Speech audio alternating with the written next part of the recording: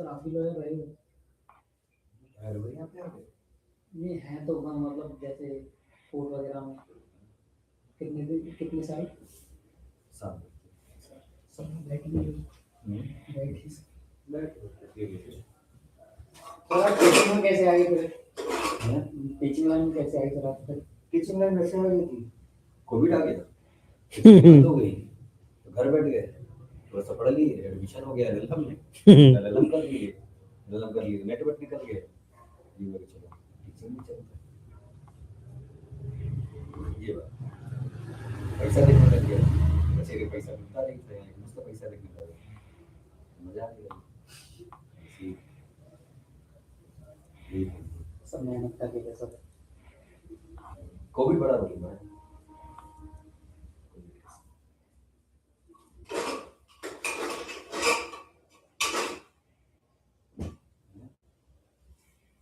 सब मेहनत का खेल है। ओके, स्टार्ट करते हैं हम लोग। यूपी पुलिस एक्ट हम लोग पढ़ रहे हैं यूपी एपीओ के पॉइंट ऑफ व्यू से, क्योंकि यूपी एपीओ में यूपी पुलिस एक्ट एक पेपर है जो कि प्रीलिम्स में भी आता है, मेंस में भी आता है। तो स्टार्ट करते हैं इसको। इस एक्ट का ऑब्जेक्ट अगर हम देखें तो इस एक्ट का ऑब्जेक्ट है रेगुलेशन ऑफ द पुलिस। मतलब कुछ लंबा चौड़ा ऑब्जेक्ट ये एक्ट नहीं बताता, ये केवल इतना सा बताता है कि पुलिस को रेगुलेट करने के लिए ये एक्ट बनाया जा रहा है। प्रीएम्बल पे आएंगे तो प्रीएम्बल कहती है whereas it is expedient to reorganise the police. मैं एक्सपेक्ट करता हूं कि आप बेयर एक्ट लेके बैठे होंगे और बेयर एक्ट में आप जो पॉइंट्स मैं हाईलाइट करता जा रहा हूं उन पॉइंट्स को आप भी हाईलाइट करते जाएं। तो कह रहा है whereas it is expedient to reorganise the police and to make it as more efficient instrument. तो मोर इफिशिएंट इंस्ट्रूमेंट को हाईलाइट कर लीजिए। For the prevention and detection of crime, तो prevention and detection of crime को भी आप highlight कर लेंगे। तो ये इस एक्ट के अकॉर्डिंग जो इसका प्रीएम्बल है उसको पढ़ेंगे। तो ये कहती है पुलिस को रीऑर्गेनाइज करना, उसको मोर इफिशिएंट बनाना, किस पर्पजेस के लिए? Prevention and detection of crime के लिए, क्राइम्स को प्रिवेंट किया जा सके और डिटेक्ट किया जा सके। तो पुलिस का जो पहला काम है वो क्राइम्स को प्रिवेंट करना है। प्रिवेंट करने के बाद क्राइम्स को मतलब क्राइम्स होने ही ना पाए, और अगर क्राइम हो जाए तो इन्वेस्टिगेशन का उसका एक रोल होता है, उनको इन्वेस्टिगेट करना भी पुलिस का काम है। ओके रश्मि,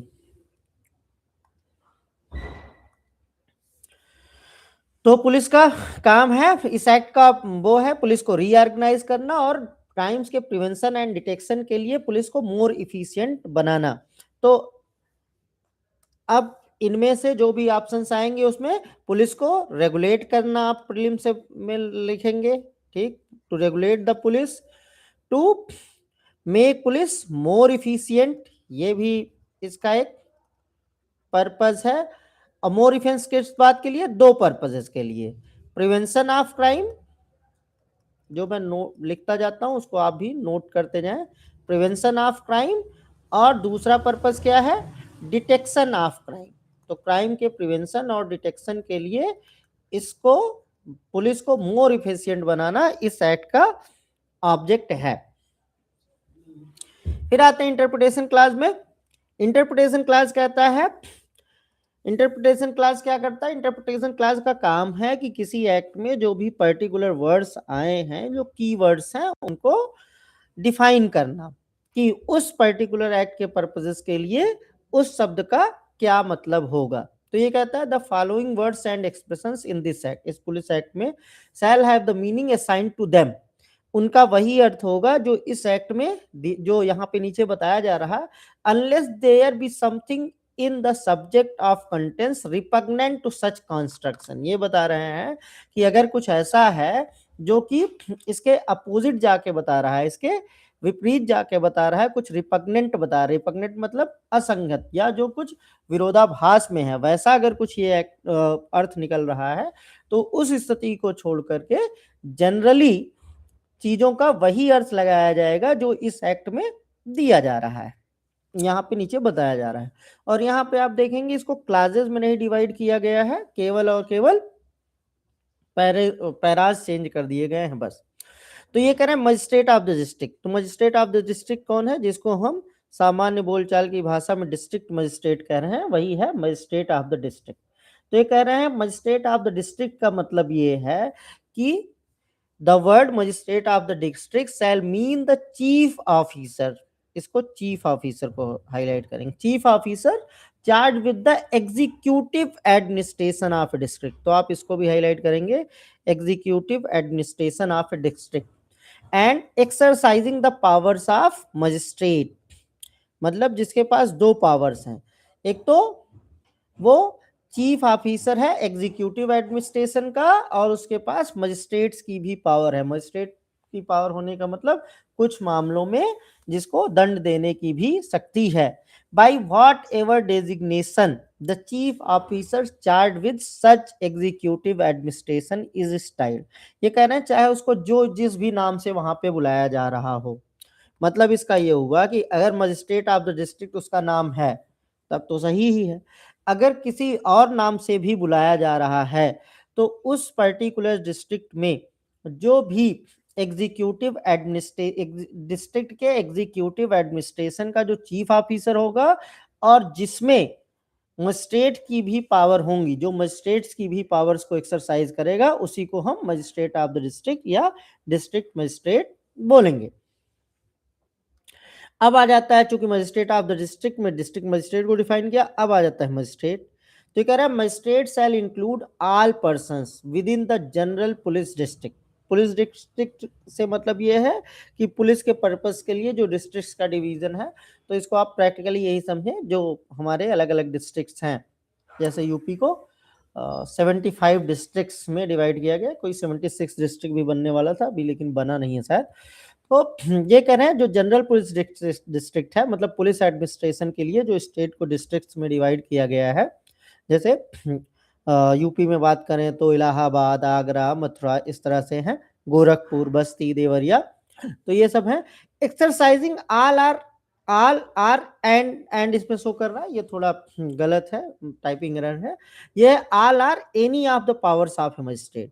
तो ये मजिस्ट्रेट की कोई खास डेफिनेशन नहीं बताते हैं, ये केवल इतना बता रहे हैं कि मजिस्ट्रेट वो है जो मजिस्ट्रेट का, जिसके ऊपर मजिस्ट्रेट की पावर दी गई, मजिस्ट्रेट की सारी पावर्स दी गई तो भी मजिस्ट्रेट है, और कुछ ही पावर्स दी गई हैं तब भी मजिस्ट्रेट है। जैसे एसडीएम है, ये तो मजिस्ट्रेट है, एसडीएम के नाम में सब डिविजनल मजिस्ट्रेट लगा हुआ है, लेकिन कई बार तहसीलदार वगैरह को भी इंक्वेस्ट वगैरह से संबंधित कुछ पावर्स दे दी गई हैं, ठीक है। सुसाइड वगैरह के केसेस में वहां पे आप देखेंगे जो एसडीएम को पावर दी गई है, वो कभी कभी वो डेलीगेट कर देता है तहसीलदार वगैरह को। तो किसी भी व्यक्ति को जिसको मजिस्ट्रेट की सारी या कोई भी पावर्स दी गई हैं, वो सब मजिस्ट्रेट हैं।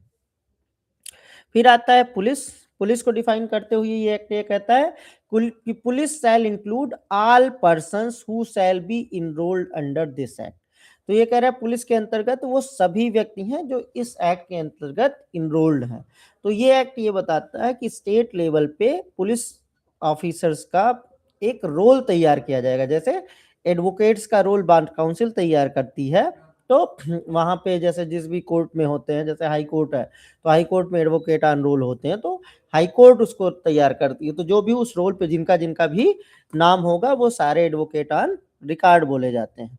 तो वैसे ही ये भी कह रहे हैं कि जिन जिन लोगों का पुलिस का जो रोल है उसमें जिन जिन लोगों का नाम है वो सभी पुलिस होंगे। फिर आ जाते हैं जनरल पुलिस डिस्ट्रिक्ट पे। तो ये कह रहे हैं जनरल पुलिस डिस्ट्रिक्ट शैल इम्ब्रेस एनी प्रेसिडेंसी। इम्ब्रेस जो है ये थोड़ा लिटरेरी सेंस में यूज कर दिया है, इसको आप मतलब समझ सकते हैं इंक्लूड से, ठीक है। तो ये इसको आप पढ़ सकते हैं जनरल पुलिस डिस्ट्रिक्ट शैल इंक्लूड एनी प्रेसिडेंसी, कोई प्रेसिडेंसी आएगी, ठीक। काफी पुराना एक्ट है, अब तो प्रेसिडेंसी वगैरह रह नहीं गई, लेकिन उस टाइम में हुआ करती थी। स्टेट ऑफ प्लेस, उस राज्य का कोई भी स्थान, or any part of presidency, मतलब पूरी की पूरी प्रेसिडेंसी और प्रेसिडेंसी का कोई भी पार्ट भी जनरल पुलिस डिस्ट्रिक्ट में आएगा। State or place in which this act shall be order to take effect.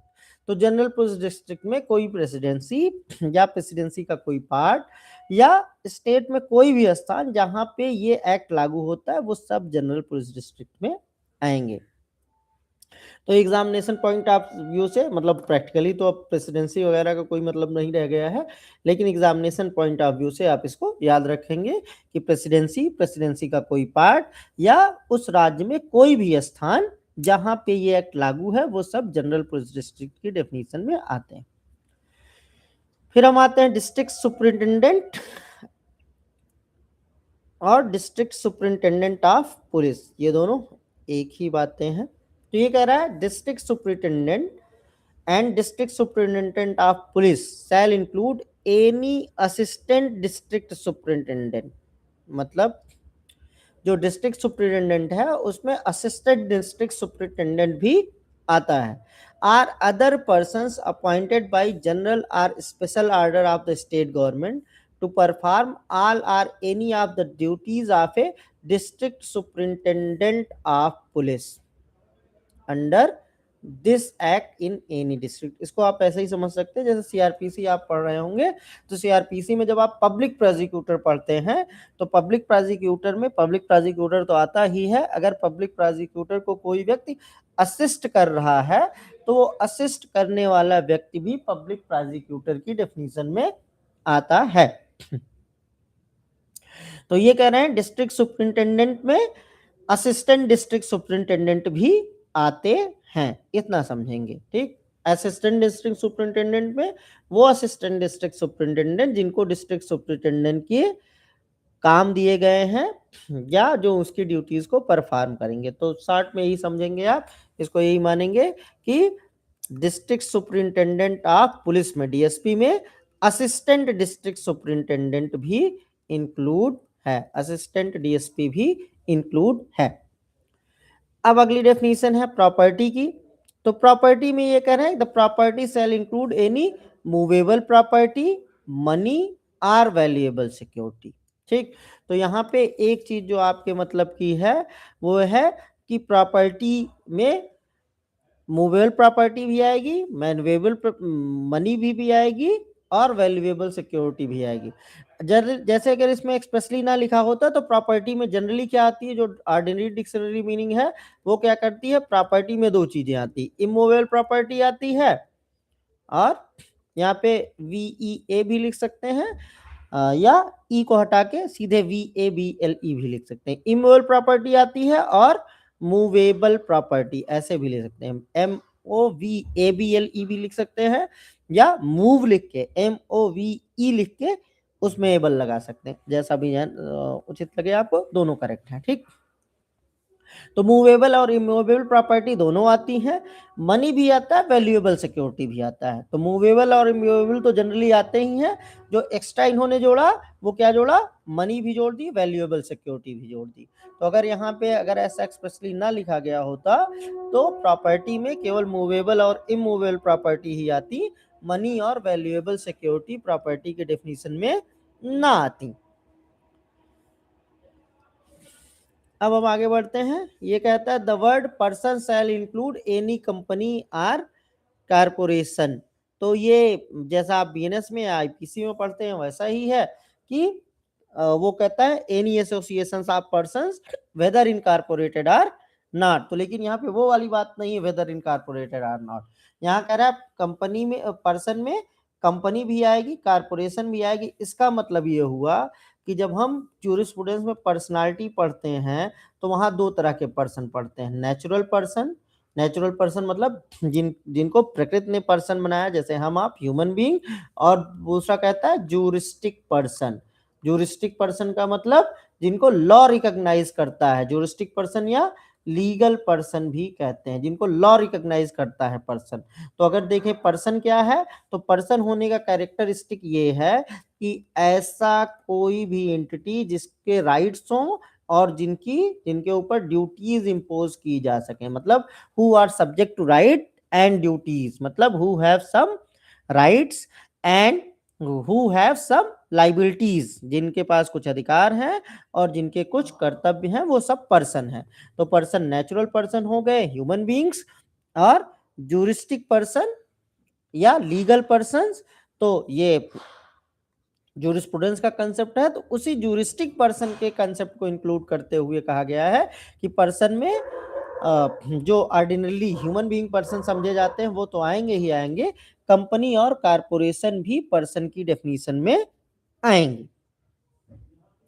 फिर आ जाता है मंथ, तो ये कहता है मंथ का सीधा बहुत सिंपल सा अर्थ बताते हैं कि मंथ में कोई भी कैलेंडर मंथ आएगा, मतलब कैलेंडर मंथ जो भी 30 दिन 31 दिन या फरवरी जैसे 28 या 29 दिन की होती है, उस तरीके से मंथ का मतलब यहाँ पे कैलेंडर मंथ से है, मतलब जो भी जनवरी फरवरी मार्च चलते हुए है उन मंथ से है।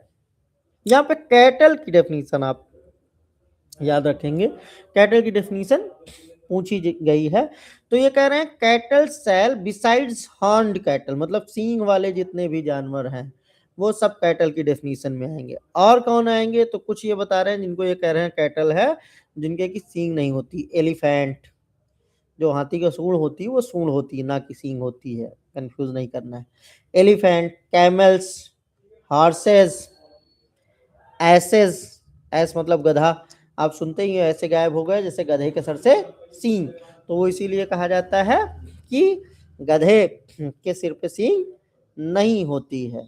या हम लोग छोटे छोटे थे तो अक्सर मतलब पजल्स टाइप में पूछा जाता है कि एक घोड़ा है और एक किसी और जानवर से लड़ता है, तो किसकी सींग टूटेगी, घोड़े की सींग टूटेगी कि नहीं टूटेगी, इस तरह की। तो फिर बाद में पता चला कि घोड़े की सींग होती ही नहीं तो टूटेगी कैसे, ठीक। तो कैमल्स हो गए, हार्सेस हो गए, एसेस, म्यूल्स मतलब खच्चर, सीप, सीप जो है वो हमेशा प्लूरल होता है, तो सीप का सीप्स नहीं होता है, सीप ही रहता है, सिंगुलर प्लूरल दोनों में। गोट्स बकरी और सुअर, मतलब कैटल में क्या क्या आएंगे, हार्न कैटल आएंगे। एक बार पूछ लिया गया था उसमें कि कुत्ता आएगा कि नहीं आएगा, तो इसके हिसाब से क्या है, कुत्ता आएगा नहीं आएगा, इसमें डॉग है ही नहीं। तो एक बार एग्जाम में पूछा गया था कि कैटल में डॉग इंक्लूडेड है कि नहीं इंक्लूडेड है, तो कैटल में हार्न कैटल आएंगे जिनके सबके सींगे हैं वो आएंगे, और फिर हाथी, घोड़ा, ऊंट, गधा, खच्चर, भेड़, बकरी और सुअर, इतने आएंगे। तो 2-4 बार पढ़ेंगे इनको याद हो जाएगा। फिर नेक्स्ट आता है, ये कहता है reference to the subordinate ranks of a police force shall construed additions to members of that force below the rank of deputy superintendent. यहाँ पे याद रखेंगे कि सबऑर्डिनेट जब रैंक ऑफ पुलिस फोर्स की बात करते हैं तो उसमें डिप्टी सुपरिंटेंडेंट या उसके ऊपर के सारे तो सबऑर्डिनेट में नहीं आते हैं, डिप्टी सुपरिंटेंडेंट से नीचे की जो भी रैंक्स है, मतलब डिप्टी एसपी से नीचे की जो रैंक्स है, तो डिप्टी एसपी किसको बोला जाता है, जिसको सामान्य बोलचाल की भाषा में सर्किल ऑफिसर बोलते हैं, सीओ बोलते हैं, उनको डिप्टी सुपरिंटेंडेंट बोलते हैं। और ये जो सीओ होते हैं डिप्टी सुपरिंटेंडेंट, ये जो है पीसीएस का जो एग्जाम होता है उसमें कुछ पोस्ट पीपीएस की होती हैं, उससे आते हैं सर्किल ऑफिसर, या जिनको डिप्टी सुपरिंटेंडेंट ऑफ पुलिस कहते हैं। या अब जिन जिलों को कमिश्नरेट सिस्टम उसमें आ गया है, यूपी में भी आ गया है ना, पहले नहीं हुआ करता था। अगर आप मूवीज देखेंगे बॉलीवुड की तो उसमें आप देखते हैं उसमें कोई पुलिस का ऑफिसर रहता है तो उसको बोलते हैं अक्सर एसीपी। तो जो एसीपी होता है वो क्या है, असिस्टेंट कमिश्नर ऑफ पुलिस। तो जो कमिश्नरेट सिस्टम यहाँ पे आ गया है वहां पे डिप्टी एसपी जो होता है वही एसीपी होता है। तो यूपी में भी कमिश्नरेट सिस्टम आ गया है तो वहां पे भी हम उसको एसीपी अब बोलने लगे हैं, असिस्टेंट कमिश्नर ऑफ पुलिस। ये हो गया हमारा सेक्शन 1 जो कि इंटरप्रिटेशन क्लास है। एक आप यहाँ ये ध्यान रखेंगे कि जो भी इंटरप्रिटेशन क्लास होता है वो जनरली मतलब हर एक्ट में अक्सर सेक्शन 2 होता है, लेकिन यहाँ पे आप देखेंगे चीजों की शुरुआत ही जो की गई है वो इंटरप्रिटेशन क्लास से ही की गई है। तो ये ध्यान रखेंगे, यहाँ पे जो भी इंटरप्रिटेशन क्लास है वो है हमारा सेक्शन 1। तो सेक्शन 1 हम कंप्लीट कर चुके हैं। अब आते हैं थोड़ा सा सेक्शन 2 पे भी बात कर लेते हैं। Section 2 constitution of the force की बात करता है। ये कहता है the entire police establishment under a state government shall for the purposes of this act be deem to be one police force. यहाँ पे आप इसको हाईलाइट कर लें, वन पुलिस फोर्स। तो ये कह रहे हैं पूरा का पूरा जो पुलिस एस्टेब्लिशमेंट है, मतलब जो कि पूरी स्टेट की पुलिस है, वो थाना वाइज अलग अलग नहीं मानी जाएगी या जिला वाइज अलग अलग पुलिस फोर्स नहीं मानी जाएगी। पूरे प्रदेश की पुलिस जो है उसको एक ही पुलिस फोर्स माना जाएगा, one police force. And shall B formally enrolled, जो हम पहले पढ़ चुके थे ना, जब पुलिस की डेफिनेशन पढ़ रहे थे तो वहां था कि स्टेट के रोल में जो भी लोग इंक्लूडेड हैं वो सब पुलिस में आते हैं। तो यहाँ कह रहे हैं कि जो भी पुलिस पूरे प्रदेश की पुलिस है उसको एक पुलिस एस्टेब्लिशमेंट माना जाएगा और वो फॉर्मली इनरोल्ड होंगे एक रोल पे। And consist of such number of officers and main. Officers and main का मतलब कुछ तो ऑफिसर्स होंगे, कुछ जो अभी हमने पढ़ा सबॉर्डिनेट रैंक के। सबॉर्डिनेट रैंक के मतलब district deputy superintendent of police से नीचे जो होंगे, officers and men. And shall be constituted in such manner as shall from time to time ordered by the state government. और उनका कॉन्स्टिट्यूशन कैसे होगा, मतलब जो भी अपॉइंटमेंट वगैरह है वो कैसे होगा, जैसा स्टेट गवर्नमेंट निर्धारित करेगी। फिर ये कहते हैं subject to the provisions of this act, इस एक्ट के अधीन रहते हुए द पे, यहाँ पे को हाईलाइट करेंगे, and all other conditions of service of members of the subordinate ranks of any police force shall be such as may be determined by the state government. ये कह रहे हैं कि जो अदर उनकी जो पे होगा, जो उनको रेम्यूनरेशंस मिलेंगे, जो उनको पैसा मिलेगा, और जो अदर कंडीशंस ऑफ सर्विस होंगी वो होंगी जो डिटरमिन की जाए स्टेट गवर्नमेंट द्वारा। तो ये हो गया हमारा सेक्शन 2। आज की क्लास थोड़ा लेट हो गई स्टार्ट करने में, मिलेंगे कल 8 बजे, ठीक। तो इसको तैयार करें, और तैयार करने के क्रम में कहीं कोई प्रॉब्लम आती है तो आप जो है मुझको नेक्स्ट क्लास में मैसेज करके पूछ सकते हैं। जब हम लोग लाइव होंगे तो आप अपने कंफ्यूजन्स को भी डिस्कस कर सकते हैं, ठीक। तो मिलते हैं कल 8 बजे। यू गाइज में लीव, और अगर किसी का कोई क्वेश्चन है तो आप पूछ सकते हैं।